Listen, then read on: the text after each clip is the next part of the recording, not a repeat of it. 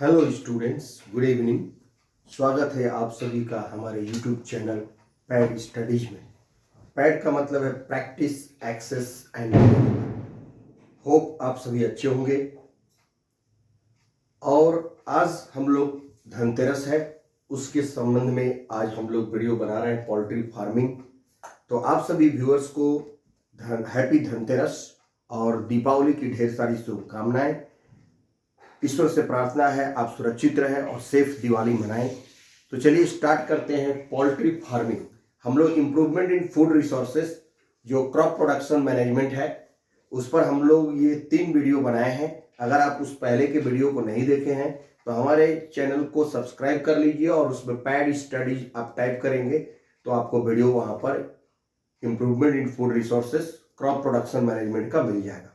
जो क्लास 9 का वीडियो है वो आपको दिया हुआ है, जिसमें हम लोग crop variety improvement, crop production management और क्रॉप प्रोटेक्शन मैनेजमेंट पर ये 3 वीडियो बनाए हैं। क्रॉप वेराइटी पर अलग, क्रॉप प्रोडक्शन मैनेजमेंट पर अलग और क्रॉप प्रोटेक्शन मैनेजमेंट पर अलग वीडियो बना हुआ है। उनको देखिए और फिर आगे आज हम लोग जो है एनिमल हस्बेंड्री में कैटल फार्मिंग भी उसमें किए हैं आपका लास्ट वीडियो में। तो कैटल फार्मिंग के बाद जो है आपको पोल्ट्री फार्मिंग है, पोल्ट्री फार्मिंग के बाद आपका फिश फार्मिंग है और फिश फार्मिंग के बाद बी कीपिंग है। तो आज के हम लोग अपने वीडियो में इन तीनों को कवर करने वाले हैं, poultry farming, fish farming and beekeeping. तो चलिए हम लोग स्टार्ट करते हैं। सबसे पहले पोल्ट्री फार्मिंग। पोल्ट्री फार्मिंग में हम लोग ब्रॉयलर चिकन यानी कि फिश ये मीट के लिए जो है हम लोग टर्कीस है, आपका गूज है, आपका चिकन है यानी कि हैन हुआ यानी कि कॉक, मुर्गा मुर्गी को हम लोग पालन करते हैं कुक्कुट पालन में, पोल्ट्री फार्मिंग में, और अंडे के लिए और मीट के लिए करते हैं। तो पोल्ट्री फार्मिंग जो है basically poultry farming involves rearing and management of 2 types of birds, layers and broilers. तो 2 टाइप्स ऑफ बर्ड्स हम लोग लेयर्स एंड ब्रॉयलर्स को यूज करते हैं। Layers provide eggs and broilers provide meat to us. ये हमको मीट देता है। अब इसके लिए जो हम लोग हैन का जो वेराइटी यूज कर रहे हैं वो 2 तरह का वेराइटी हम लोग यूज करते हैं। एक इंडियन वेराइटी यूज करते हैं और एक हम लोग फॉरेन वेराइटी यूज करते हैं। तो जो कॉमन इंडाइजेनस यानी कि इंडियन या लोकल ब्रीड जो हमारे पास उपलब्ध है उसमें 5 तरह का ब्रीड आता है। आप देखते हैं कलरफुल मुर्गा जो होता है एसिल होता है, एसिल इंडियन ब्रीड है।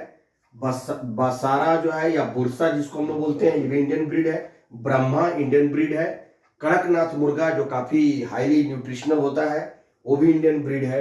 और चिटागोंग जो है, चिटागोंग भी जो है इंडियन ब्रीड है। तो ये इंडियन ब्रीड का या इंडाइजेनस लोकल ब्रीड का वेराइटी है। उसके बाद अगर हम लोग बात करें तो एग्जॉटिक ब्रीड और फॉरेन ब्रीड जिसको हम लोग बोलते हैं, जो फॉरेन का ब्रीड है उस ब्रीड को हम लोग यूज करते हैं एज ए व्हाइट लेगहॉर्न, सफेद रंग का जो मुर्गा होता है सफेद व्हाइट लेगहॉर्न। फिर ब्लैक मिनोर्चा, ये भी एक एग्जॉटिक ब्रीड है।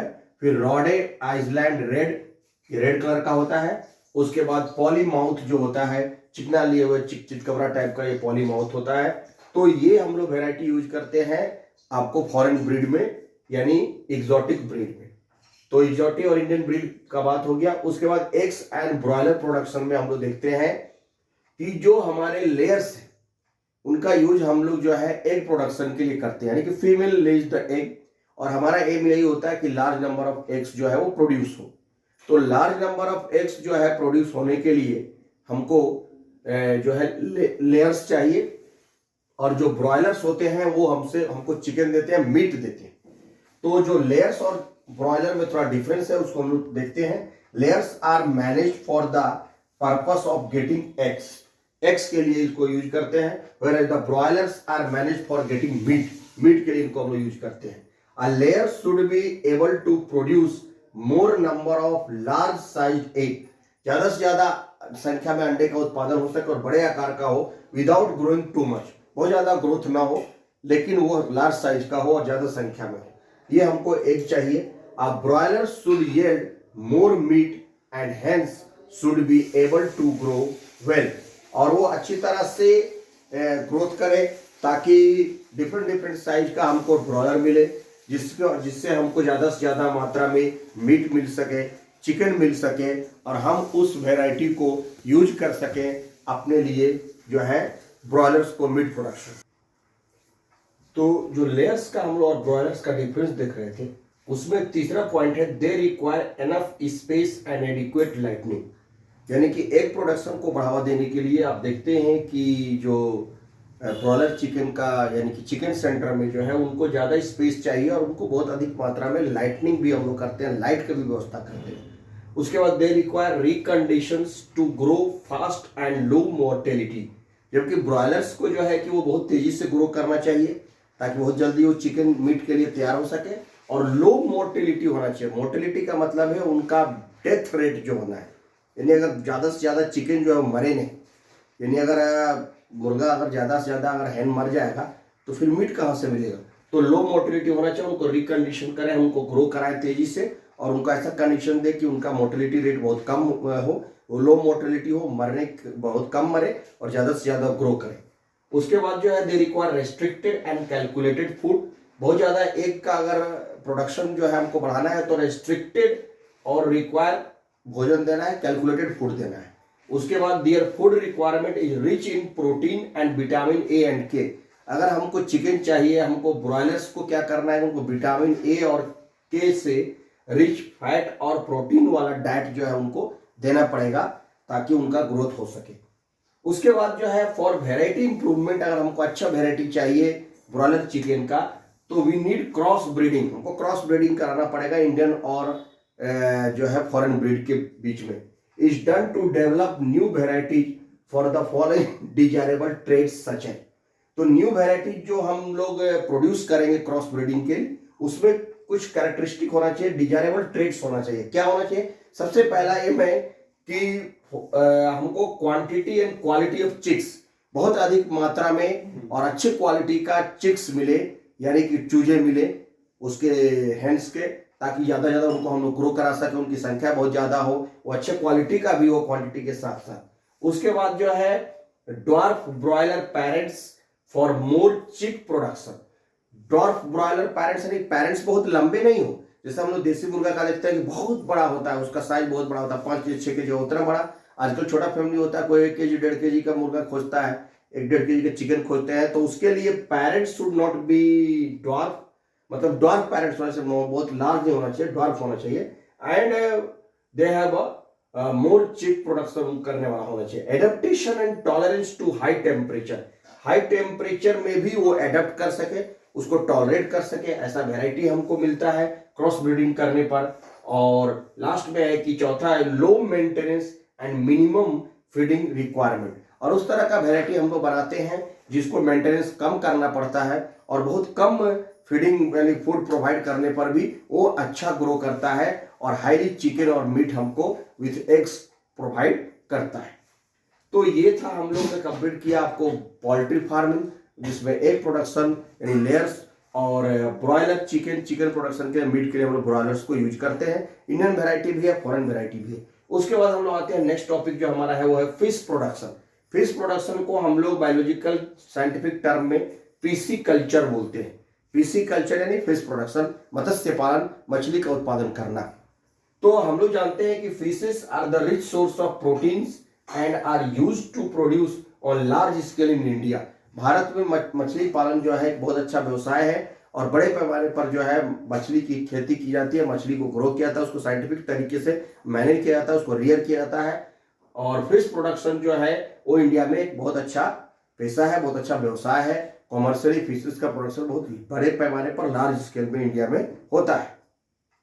जो फिश प्रोडक्शन है on the basis of water, तो वाटर के आधार पर हम लोग फिश का प्रोडक्शन करते हैं। हम लोग जो है देख रहे हैं कि fish obtained by capture fishing और कल्चर फिशिंग। तो मछली हम लोग दो तरीके से प्राप्त करते हैं। एक जो है आपका कैप्चर फिशिंग। कैप्चर फिशिंग का मतलब क्या है कि कैप्चर फिशिंग का मतलब है कि फ्रॉम नेचुरल रिसोर्सेज से, जैसे समुद्र में जो है कोई गया और समुद्र में जाने के बाद जो है मछली पकड़ करके लाया, या नदी में तालाब में से मछली पकड़ के आया, तो वो हमने कहीं पर मछली को ब्रीड को तैयार नहीं किया, बस नेचुरल रिसोर्सेज में वो प्रेजेंट है, उसको हम कैप्चर करके ला रहे हैं। उसके बाद है दूसरा जो है और कल्चर फिशिंग के जरिए भी हम लोग फिश ऑब्टेन करते हैं। तो कल्चर फिशिंग का मतलब है बाय फार्मिंग फिशेस, जिसकी हम लोग प्रॉपर तरीके से साइंटिफिक तरीके से खेती करेंगे, तो कैप्चर करेंगे और कल्चर करेंगे, ये दो तरीके से जो है हम लोग फिश का प्रोडक्शन कर सकते हैं। तो चलिए अब हम लोग देखते हैं आपका वाटर बेसिस के आधार पर जो पानी हम लोग के पास प्रेजेंट है उसमें दो तरह के फिशेस जो है हमको मिलता है। यानी फिश का production on the basis of water हम लोग मेराइन फिशेस और इनलैंड फिशरीज करते हैं। मेराइन फिशरीज और इनलैंड फिशरीज, ये दो टाइप का फिशरीज होता है। हम लोग अगर बात करें, मेराइन का मतलब हुआ खारा पानी, समुद्र का पानी, ओशियन का पानी जो होता है वो खारा होता है, वो सॉल्टी होता है, सेलाइन होता है, मेराइन होता है। उस वाटर में जो भी फिशेस ग्रो करते हैं उसको हम लोग बोलते हैं मेराइन फिशरीज। और दूसरा होता है आपका इनलैंड फिशरीज। तो हम लोग के पास जो है fish production on the basis of water, fish production on the basis of water, on the basis of water. Water के आधार पर हमारे पास दो प्रकार का फिश प्रोडक्शन है। एक को हम लोग बोलते हैं मेराइन फिशरीज, मेराइन फिशिंग या मेराइन फिशरीज, मेराइन फिशरीज। और दूसरा जो है आपका वो है इनलैंड फिशरीज। अगर हम लोग बात करें मेराइन फिशरीज को, तो मेराइन फिशरीज हमारा क्या है? मेराइन फिशरीज का मतलब हुआ सी वाटर। सी वाटर में जब हम फिशेस को ग्रो कराते हैं, सी वाटर और ओशियन वाटर, वो जो होता है उसको हम लोग मेराइन वाटर बोलते हैं। सी वाटर में यानी कि खारे पानी में, सॉल्टी वाटर में जो फिशेस को हम लोग ग्रो कराते हैं उसको हम लोग बोलते हैं मेराइन फिशेस। उसके बाद है इनलैंड वाटर में, इनलैंड फिशरी जो होता है वो फ्रेश वाटर फिशेस होता है। कैसा होता है? Fresh water fishes. जो तालाब है, नदी है, आपका झरना है, झील है, उसमें जो मछलियों को हम लोग प्राप्त करते हैं उनको हम लोग बोलते हैं marine fisheries, inland fisheries, fresh water fishes. अब सबसे पहला वाला जो है हमारा वो है मेराइन फिशरीज। तो मेराइन फिशरीज को हम लोग देखते हैं कि मेराइन फिशरीज क्या है। तो मेराइन फिशरीज का अगर हम लोग बात करें, मेराइन फिशरीज, तो मेराइन फिशिंग या मेराइन फिशरी जो होता है वो दो तरह का होता है। एक मेराइन फिशरी जो होता है यानी समुद्र में जाकर के हम लोग मछलियां पकड़ते हैं, लेकिन हम लोग समुद्र में मछलियां कहाँ पकड़ते हैं? एक बहुत है कि बहुत अंदर नहीं गया, समुद्र के किनारे ही कुछ दूरी तक जो है वो घुमा और वहां से मछली पकड़ करके लाया, तो हो गया आपको सी शोर, समुद्र के किनारे का फिशिंग कर रहा। और एक डीप सी में जाकर के हम लोग फिशिंग करते हैं। तो मेराइन फिशरी जो होता है वो होता है कोस्टल फिशरी। कोस्टल का मतलब होता है जो किनारे का होता है, कोस्टल फिशरीज। और दूसरा जो होता है आपका वो होता है ऑफ शोर और डीप सी, उसको हम लोग बोलते हैं ऑफ शोर और डीप सी। गहरे समुद्र में जाकर के हम लोग मछली पकड़ते हैं। तो डीप सी में जो मछलियां पकड़ी जाती है उसको हम लोग बोलते हैं ऑफ शोर और deep sea, deeper inside the sea, deeper inside the sea या डीपर इन द सी, जिसको हम लोग बोलेंगे deeper in the sea. Deeper in the sea नदी के मतलब समुद्र के बहुत गहराई में जाकर के मछलियां पकड़ना। और कोस्टल फिशरीज का अगर हम लोग बात करें तो कोस्टल फिशरीज में है नियर द शोर, समुद्र के किनारे जो होता है नियर द शोर, जो किनारे पर जो मछलियां हम लोग पकड़ लेते हैं उसको हम लोग कोस्टल फिशरीज बोलते हैं। और जो हम लोग डीप इनसाइड जाकर के मछलियां पकड़ते हैं तो उसको हम लोग बोलते हैं deeper in the sea, of शोर और डीप सी फिशरीज जो होता है। अब हम लोग देखते हैं पॉपुलर मेराइन फिशेस का वेराइटी क्या है, तो उसके बारे में हम लोग बात करते हैं। Popular marine fish varieties, popular marine fish varieties, marine fish, popular marine fish varieties.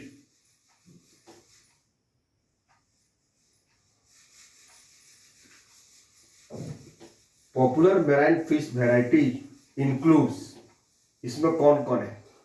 तो इसमें आपका 5-6 फिशेस है जो समुद्र में ही केवल पाई जाती हैं और वो काफी अच्छा न्यूट्रिशनल डाइट होता है और उनको हम लोग बहुत अच्छी तरह से खाते हैं और वो खाने में मजेदार भी होता है। उसमें आपका पॉम्फ्रेट मछली जो होता है वो मेराइन फिश है। उसके बाद दूसरा जो है आपका पॉम्फ्रेट के बाद जो है आपका वो है मैक्रियल, मैक्रियल जिसको हम लोग बोलते हैं। उसके बाद जो है आपका तीसरा है आपका टूना, TUNA टूना। चौथा में आपका जो मेराइन फिश में आता है वो है आपका सार्डाइंस।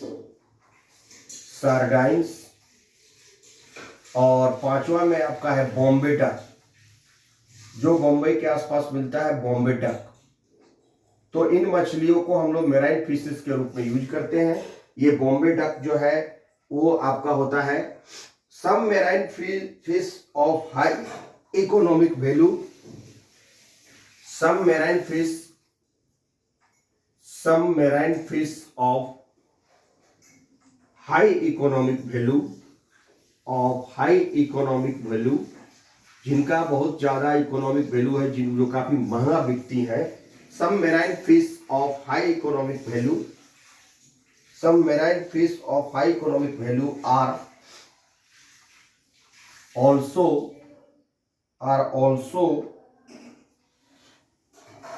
फार्म्ड, उनको हम लोग लगाते हैं, उनका सीड लगाते हैं। Are also farmed in sea water, ये तो मछलियां मिलती हैं बॉम्बे डक, ट्यूना, ये सब।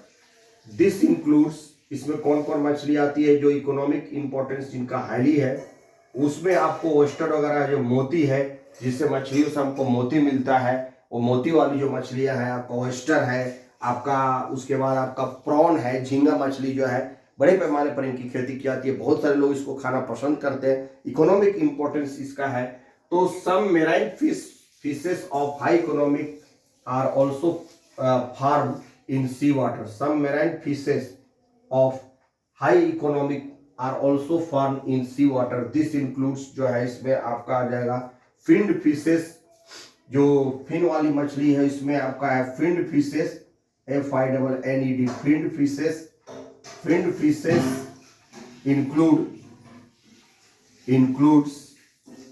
फिन्ड फिशेस इंक्लूड्स, इसमें आपका जो आता है वो है फिशेस इंक्लूड्स मुलेट्स, या लाइक मुलेट्स जो हो गया। Finned fishes includes मुलेट्स। उसके बाद आपका भेटकी जो है, भेटकी को हम लोग यूज करते हैं। एंड पर्ल स्पॉट्स, मोती वाली, एंड PEARL, पर्ल स्पॉट्स जो है ये भी हम लोग यूज करते हैं। मोती जिससे होता है, पर्ल मोती प्राप्त करने में, मूंगा प्राप्त करने में। इनका जो कुछ सेल फिशेस भी है, जिससे जो सेल फिशेस होते हैं, सेल फिश इकोनॉमिक इंपॉर्टेंस का, सेल फिश इंक्लूड्स जो है आपका, इसमें includes shellfish includes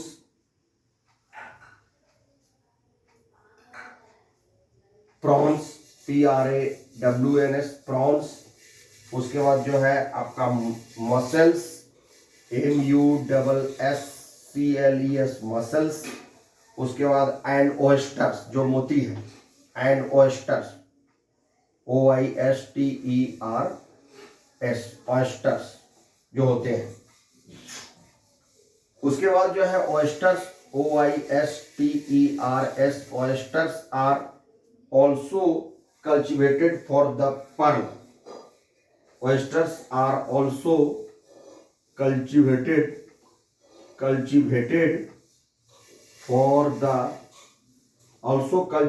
for the pearls they make, जो वो बनाती हैं, pearls they make।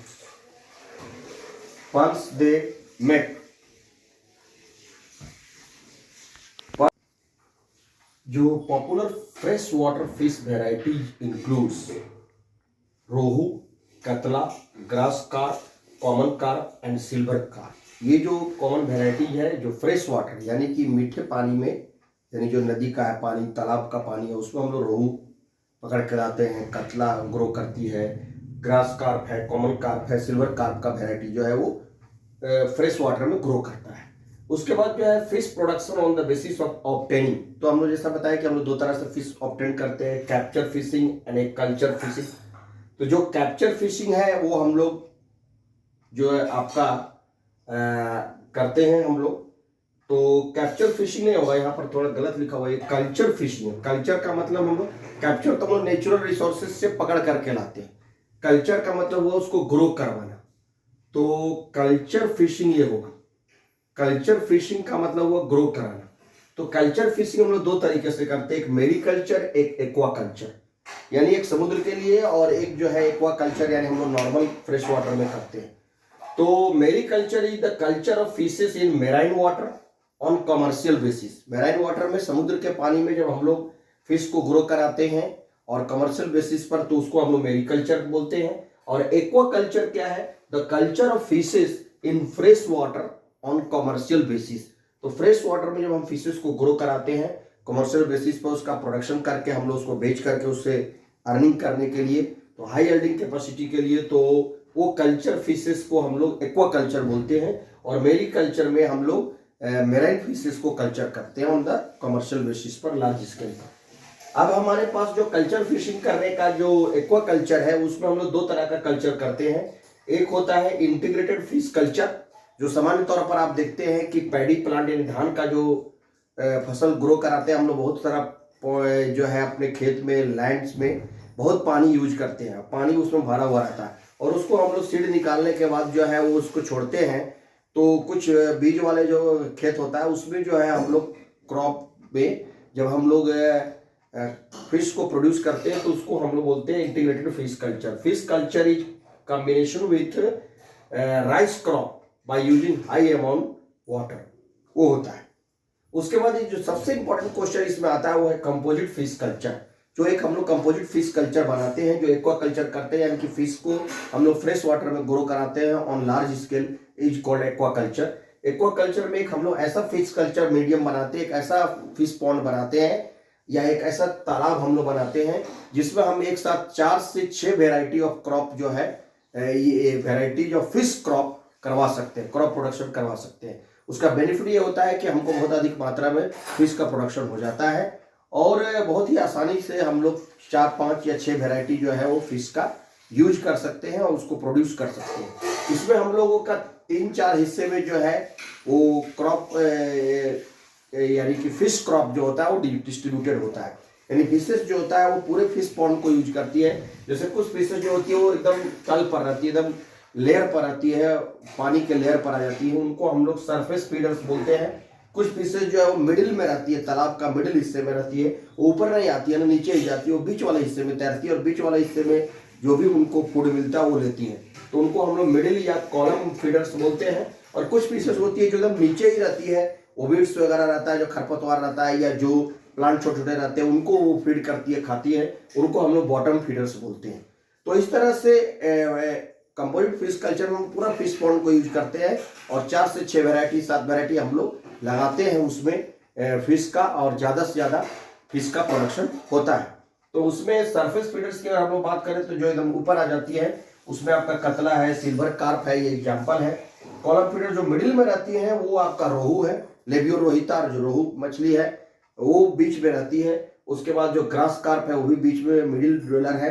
उसके बाद जो आपका बॉटम फीडर्स जो होती हैं वो मृगल है, और कॉमन कार्प वगैरह जो है वो नीचे की तल पर रहती हैं, तो वो आपका बॉटम फीडर्स है। और इस तरह से हमको 4-5 वेराइटी जो है फिश का एक कंपोजिट फिश कल्चर में मिलता है। इसका एडवांटेज की अगर हम लोग बात करें तो बहुत ज्यादा, इससे एडवांटेज हम लोग ज्यादा से ज्यादा फिश का प्रोडक्शन कर सकते हैं।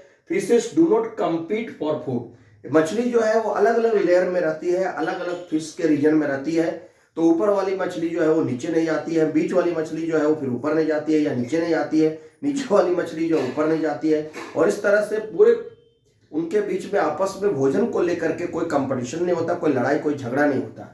उसके बाद जो है कि food is available in all parts of pond. Pond के सारे हिस्से में फूड अवेलेबल रहता है। मिडिल वाली को मिडिल हिस्से का मिलता है, लोअर वाली को लोअर हिस्से का मिलता है, अपर वाले जो सरफेस फीडर्स है उनको ऊपर का हिस्से का फीड मिलता है। तो food is available in all parts of pond. उसके बाद 4 to 6 fish varieties can be cultivated together, एक साथ हम लोग 4 से 6 वेराइटी को कल्टीवेट कर सकते हैं और उसका अलग अलग वेराइटी को हम लोग यूज कर सकते हैं, उसको प्रोड्यूस कर सकते हैं। ये कंपोजिट फिश कल्चर का एडवांटेज है। और लास्ट में है कि इस तरह से 4 से 6 वेराइटी हमको प्रोडक्शन कराने के कारण जो है प्रोवाइड्स मोर यील्ड्स, बहुत ज्यादा प्रोडक्शन होता है फिश का। और इस तरह से कंपोजिट फिश कल्चर जो हम लोग यूज करते हैं हाई यील्डिंग फिश प्रोडक्शन को बहुत ज्यादा बढ़ाने के लिए। तो इस तरह से हम लोगों ने जो है आपको फिश प्रोडक्शन यानी पीसी कल्चर को कंप्लीट किया। और लास्ट जो हमारा टॉपिक जो इस चैप्टर का बचा हुआ है वो है बी कीपिंग, यानी हनी बी का प्रोडक्शन हम लोग करते हैं। और हनी जो है वो प्रोटीन और विटामिन का रिच सोर्स है। मधु पालन हम लोग करते हैं, मधुमक्खी पालन, जिससे हमको मधु प्राप्त होता है, हनी प्राप्त होता है। और हनी बहुत टेस्टी भी होता है और काफी ज्यादा न्यूट्रिशनल वैल्यू भी उसका होता है, हमारे डाइट का एक बहुत ही अच्छा महत्वपूर्ण हिस्सा है। तो हनी बी प्रोडक्शन को हम लोग जो है आपको एपी कल्चर कहते हैं। तो लास्ट टॉपिक जो हम लोग का बचा है वो है B keeping.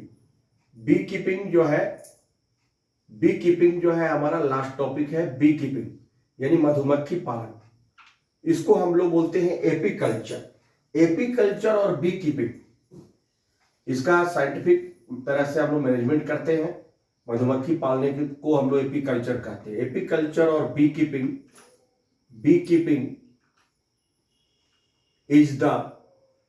is the beekeeping is the scientific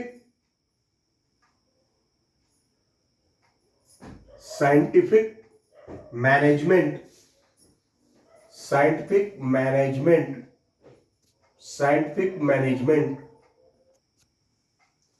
B keeping जो हम लोग का जो लास्ट टॉपिक बचा है, एपीकल्चर और B keeping is the scientific management of honey bees for the production of honey and wax. Honey bees से हमको हनी मिलता है, वैक्स मिलता है, उसका साइंटिफिक तरीके से हम लोग जो प्रोडक्शन करते हैं उसी को हम लोग एपीकल्चर या बी कीपिंग कहते हैं। एपियरी होता है जिस एरिया में a place where bees are kept in a systematic manner that allows maximum pollen and nectar collection। जो एपियरी होता है जहां पर हम लोग मधुमक्खी पालन करते हैं, वो ऐसा प्लेस होता है, वैसा एरिया होता है जहां पर मधुमक्खियों को हम लोग पालते हैं और इस तरह से साइंटिफिक तरीके से, सिस्टमेटिक तरीके से उनको रखते हैं ताकि वहां पर बहुत अधिक मात्रा में नेक्टर और पॉलन ग्रेन्स का कनेक्शन हो सके और ज्यादा से ज्यादा हनी का प्रोडक्शन हो सके। तो कॉमन वेराइटीज ऑफ हनी बीज use for commercial honey production includes, जो कॉमन वेराइटी हम लोग हनी बी का यूज करते हैं जो कमर्शियल हनी प्रोडक्शन के लिए, तो वो एपिस सेरेना इंडिका है जो कि द इंडियन बी है, इंडियन हनी बी है, एपिस सेरेना इंडिका। उसके बाद एपिस डॉर्सेटा, ये द रॉक बी है, चट्टानों में पाई जाने वाली हनी बी है। और Apis florea the little bee, जो सभी मधुमक्खियों में छोटी साइज की होती है, उसको हम लोग एपिस फ्लोरा या लिटिल बी बोलते हैं। ये 3 वैरायटी जो है इंडिया में पाया जाता है। लेकिन एपिस मेलिफेरा जो कि इटालियन हनी बी है, the Italian honey bee Apis mellifera is the honey bee which provide highest amount of honey production. और भारत में जो कमर्शियली हनी बी का प्रोडक्शन किया जाता है उसके लिए हम लोग जो हनी बी जो ग्रो करवाते हैं वो इटालियन हनी बी को ही हम लोग सेलेक्ट करते हैं, क्योंकि वो बहुत ज़्यादा हनी का प्रोडक्शन करवाती है और वो बहुत ज़्यादा लंबे समय तक जो है बीहाइव में रहती है, बहुत सारा उसका क्वालिटी है। तो जो advantages of Italian variety as follows, हम लोग क्यों यूज करते हैं इटालियन हनी बी का, अगर आपसे प्रश्न पूछता है तो बताना चाहिए कि हाई हनी कलेक्शन कैपेसिटी, ये बहुत अधिक मात्रा में हमको हनी देती है, मधु देती है, इसलिए हम लोग इसको यूज करते हैं। उसके बाद दुनिया का सबसे अधिक वेराइटी में सबसे अधिक हनी देने वाली ये वेराइटी है। उसके बाद देर रिप्रोड्यूस फास्ट, बहुत तेजी से ये ग्रो भी करती है, अपना रिप्रोडक्शन भी फास्ट करती है। उसके बाद जेंटलनेस इन नेचर, और सबसे इंपॉर्टेंट इनका जो क्राइटेरिया है वो है ये बहुत जेंटल स्वभाव की होती हैं, ये बहुत कम स्टिंग मारती हैं, डंक बहुत कम मारती है, that's why they are called gentle in nature, they have a less sting. और चौथा है कि they stay in beehive for long periods तक ये स्टे करती है बीहाइव में, इसलिए ज़्यादा से ज़्यादा हनी को वहाँ पर अपने बीहाइव में कलेक्ट करती हैं, उसको प्रोड्यूस करती हैं। इसीलिए इस वैरायटी को हम लोग जो है कमर्शियल प्रोडक्शन में, हनी प्रोडक्शन में हम लोग इस वैरायटी इटालियन हनी बी को यूज करते हैं, एपिस मेलिफेरा को यूज करते हैं। उसके बाद जो है आपका कि हम लोग जो हनी का प्रोडक्शन यूज करते हैं, हनी बी का प्रोडक्शन यूज करवाते हैं, हनी जो हमको मिलता है, the quality of honey depends upon pasturage. तो जो क्वालिटी है हनी का वो कैसा होगा ये डिपेंड करता है उसके पास्चुरेज पर। पास्चुरेज क्या है? तो pasturage is the amount of vegetation, यानी जो आपका एपेरी है जहां पर आप हनी का प्रोडक्शन कराना चाहते हैं और हनी बी को ग्रो करवाते हैं, इटालियन हनी बी को ही रखते हैं, तो वो पास्चुरेज वो उस तरह के फ्लावरिंग प्लांट्स होते हैं, उस तरह का वेजिटेशन होता है जो एपेरी के आसपास, यानी कि जहां हम हनी बी को रख रहे हैं उसके आसपास बहुत अच्छे अच्छे फ्लावरिंग प्लांट्स होना चाहिए, अच्छे अच्छे पेड़ पौधे का वेजिटेशन होना चाहिए, ताकि उससे नेक्टर और पोलन का कलेक्शन हनी बी को अच्छा से अच्छा हो सके, तभी उसका क्वालिटी जो है वो अच्छे तरह का हनी का होगा। तो वही पास्चुरेज है। So pasturage is the amount of vegetation that is the flowering plants present around the apiary के आसपास जो पाया जाता है, to provide high amount of nectar and pollen for honey production. तो हनी के प्रोडक्शन के लिए वो बहुत अधिक मात्रा में जो है हमको वो नेक्टर यानी कि फूलों का रस देता है, जिससे हनी बी उसको कलेक्ट करती है और अच्छे क्वालिटी का हनी हमारे लिए प्रोड्यूस करती है। तो ये पास्चुरेज था, और पास्चुरेज बहुत जरूरी है अच्छे बी प्रोडक्शन, हनी प्रोडक्शन के लिए। हनी बी के वो फूड है तो हमको ज़्यादा मात्रा में चाहिए। तो इस तरह से हम लोगों ने बी कीपिंग, पोल्ट्री फार्मिंग और फिश फार्मिंग को देखा, और यहाँ पर हम लोग जो है इम्प्रूवमेंट इन फूड रिसोर्सेज और वो हम लोग कंप्लीट किए। तो इसके पहले का भी वीडियो को आप लोग देखिए और अपने आप को जोड़िए, और सारे वीडियो को जो है कनेक्ट करते हुए आप अपना नोट्स बनाइए और एक एक करके लिखिए। So thank you for watching, keep watching the video, like the video and subscribe my channel. So thank you.